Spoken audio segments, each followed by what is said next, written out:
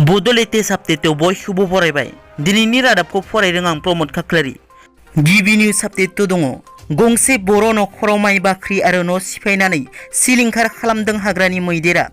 भारत भुटान सिमनायाव रायजो जानाय सिमना सेरनि रायजो आरो मैदेरनि गेजेराव जानाय दाङाबाजिया थांनानै थानाय जिउआव मोनसे गोख्रों जेंना महरै गसंथिदों। बाक्सा जिल्ला तामुलपुर महकुमानि सिङाव थानाय नाग्रिजुलि हस्तिनापुर गामिनि बिरेन सरगियारि मुंनि गंसे नखराव थांनाय हरनि समाव हाग्रानि मैदेरा फैनानै सिलिंखार खालामनानै बाख्रिनि गोबां माइखौ जानानै आलाय सिलाय गारनानै गालाङो। उन्दुनानै थाबाय थानाय हरनि 2 रिंगासो समाव मानै मैदेरा फैनानै न' बां सिलिंखार खालामनायनि अनगायैबो बाख्रिनि 10 निफ्राय 12 मनसो माइखौ सिलिंखार खालामना गालाङो। बोसोरसेनि थाखाय जुनानै दोननाय बाख्रिनि माइखौ हाग्रानि मैदेरा सिलिंखार खालामनायनि उनाव नखरनि सुबुंखौ गोबां सिन्थायाव खोख्लैदों। नैथियाव दङ।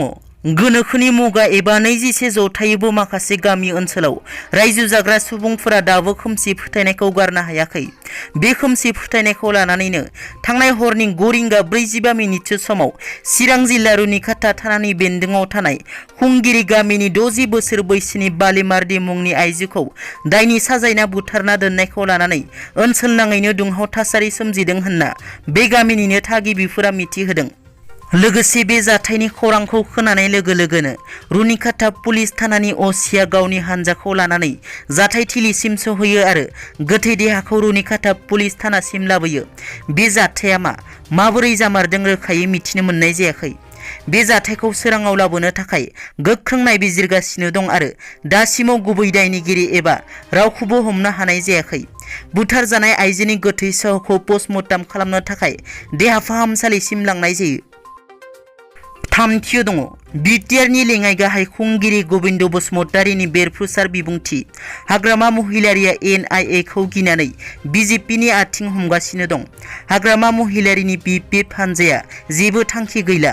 हाग्रामा महिलारिया गावखौ बासायनो आसामनि गिबि मन्थ्रि डक्टर हिमन्त बिश्व शर्माखौ लोगो हमगासिनो दं होनना दिनै बिटिआरनि लेङाइ गाहाय गबिन्द बसुमतारीया खौरांगिरिनि सिगाङाव बुंथिदों। ब्रैथियाव दङ। क'क्राझार जिल्लानि भारत भुटान सिमना ओनसोलनि जारबारि गुदु हाग्रानिफ्राय थाबोनाय NLFPनि दैदेनगिरि बि हरफाजों लोगोसे सा 32 केडारफोरा उदां अख्राङाव ओंखारबोबाय।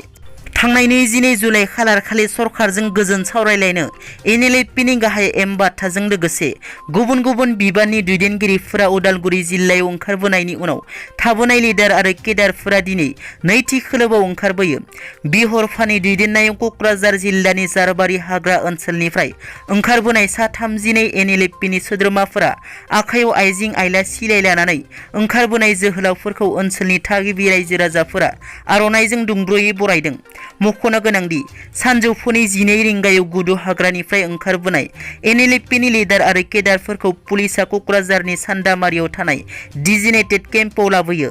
बे हाबाफारियाव NLFPनि दैदेनगिरि M बाथाजों लोगोसे बक' आरो गुबुन गुबुन बिबाननि NLFPनि सोद्रोमाफोरा बाहागो लायो। खौरांगिरिनि सिगाङाव M बाथाया बुंथियो दि 15 आगस्ट उन नङाब्ला सिगां गासैबो थाबोनाय NLFPनि केडारफोरा फैगोन होनना रोखा बुंथियो। दिनैनि रादाबा एसेनोसै।